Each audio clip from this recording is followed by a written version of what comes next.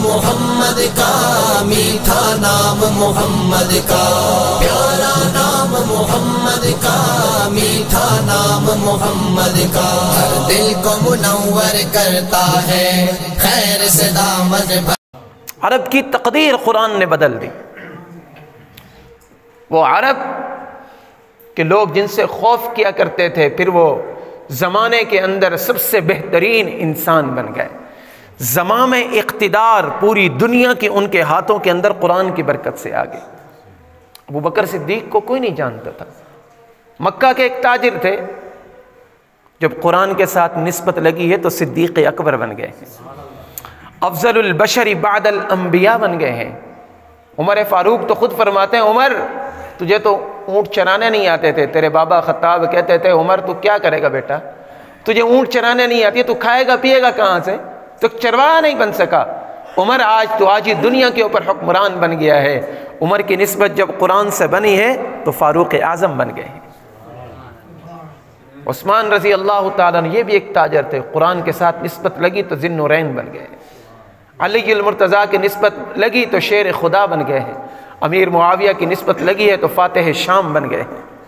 44 لاکھ مربع میل کے اوپر حکمرانی کرنے والے بن گئے۔ میرے عزیزو، جب تک مسلمانوں نے قرآن کو تھامے رکھا ہے، مسلمان پوری دنیا کے اوپر غالب رہے ہیں۔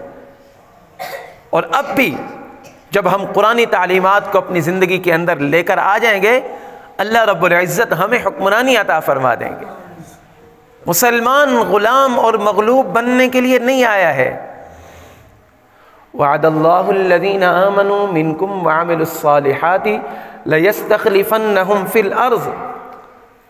اللہ نے ان لوگوں کے ساتھ وعدہ کیا جو ایمان لے کر آئے، نیک اعمال کیے، اللہ ان کو زمین کے اوپر خلافت عطا فرما دے گا، لوگ ان کی حکمرانی کے اندر چلیں گے۔ لیکن شرط کیا ہے کہ قرآن کو اپنی زندگی کے اندر لے کر آ جائے، قرآن کی تعلیمات کو اپنی زندگی، قرآن کی عظمت کو، قرآن کی شان کو پہچانے۔ یہ کتنا بڑا قرآن پاک ہے اور اس کی حفاظت کے لیے کتنی قربانیاں پیچھے۔ میرے بھائیوں، میں نے آپ نے کچھ قربانیاں نہیں دی۔ آئیے چلتے ہیں امام احمد بن حنبل رحمۃ اللہ علیہ کے دربار کے اندر۔ وقت کا حاکم وہ کہہ رہے امام احمد بن حنبل کو کہ تم قرآن کو مخلوق کہہ دو۔ امام احمد کہتے ہیں نہیں، میں اس کو مخلوق نہیں کہتا، یہ کلام اللہ ہے۔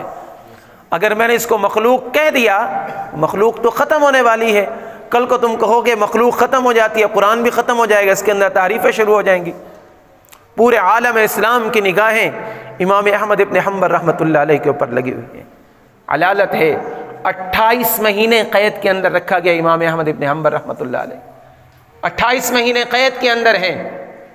اور جو آخری آپ کی پیشی ہوئی ہے اس کے بارے میں امام احمد ابن حنبل رحمۃ اللہ علیہ خود فرماتے ہیں کہ جب مجھے بادشاہ وقت کے پاس لے کر جایا جانے لگا، مجھے حاکم نے کہا، گورنر نے، کہ آپ کو ایسی جگہ پر ڈالا جائے گا جہاں پر آپ کو سورج کی روشنی نہیں پہنچے گی، وہاں پر آپ موت مانگیں گے، آپ کو موت نہیں ملے گی، اس لیے ہم کہتے ہیں کہ آپ وقت کے بادشاہ کی بات کو مان لو۔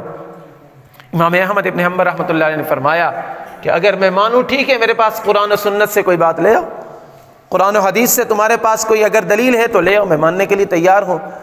حضرت فرماتے ہیں کہ مجھے وہاں پر کہا گیا کہ تم اس گھوڑے کے اوپر یا سواری کے اوپر سوار ہو جاؤ۔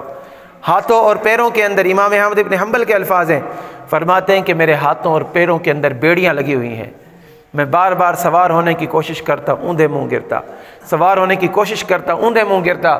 لوگ ساتھ میں کھڑے ہوئے ہنس رہے ہیں کہ اس بزرگ کو دیکھو، اس مولوی کو دیکھو، یہ بات مان لے بادشاہ کی، کیوں قرآن کے لیے مار کھا رہا ہے؟ کہتے ہیں کہ گرتے پڑتے میں سواری کے اوپر سوار ہوا، مجھے ایک تاریک کوٹڑی کے اندر رکھا گیا۔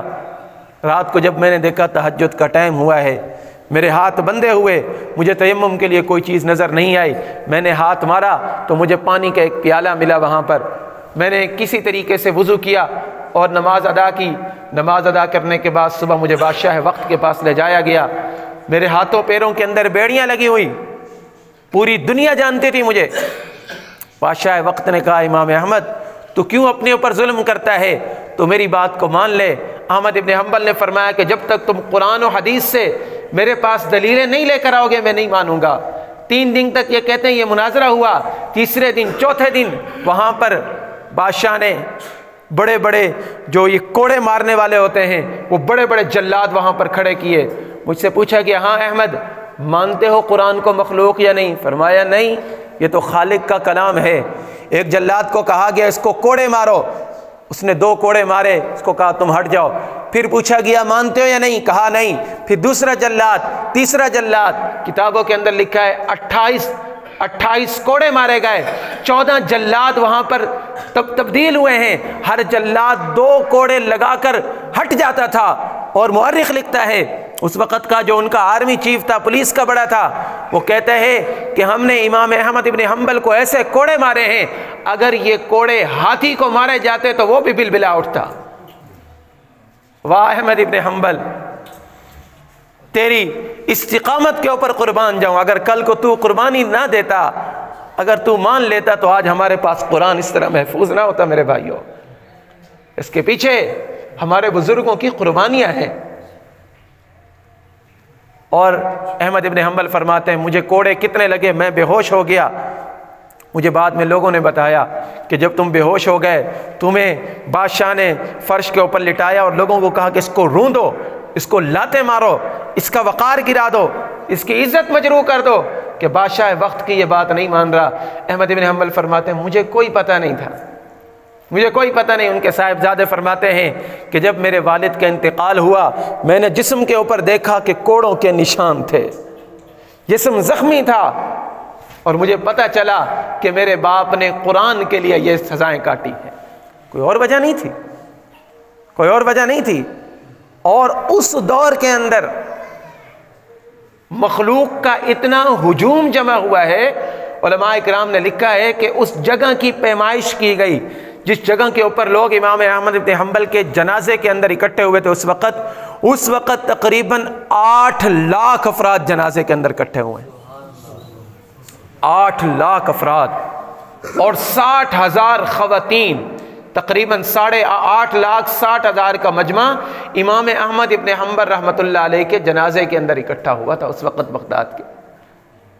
क्या वजह थी? कि कुरान की खिदमत करके गए। और अहमद इब्न हम्बल फरमाते हैं कि मैं एक डाकू का एहसान अपने ऊपर याद रखूँगा। कहते हैं कि मुझे जब भी तशद्दुद करके जेल के अंदर लाया जाता, मेरे सामने एक डाकू रहा करता था। उसका एक हाथ भी नहीं था और एक पाँव भी नहीं था, एक हाथ भी कटा हुआ और एक पाँव भी कटा हुआ। मुझे कहते इमाम साहब, हज़रत आप तो अल्लाह वाले हैं, आप तो नेक हैं, मैंने चोरी की, डकैती की, मेरा हाथ काट दिया, मैं नहीं हटा। फिर दोबारा पकड़ा गया, फिर मेरे पाँव काट दिए, एक पाँव काट दिया, फिर भी मैं नहीं हटा। और अब भी मुझे 1000 कोड़े की सज़ा सुनाई जाती है। अब भी मेरा इरादा यही है कि जब मैं निकलूँगा दोबारा डकैती करूँगा। और कहने लगे अहमद इब्न हम्बल, तू तो मुसलमानों का सरखेल बन चुका है, इस वक्त तेरे ऊपर जिम्मेदारी पूरी मुस्लिम उम्मा की आ चुकी है।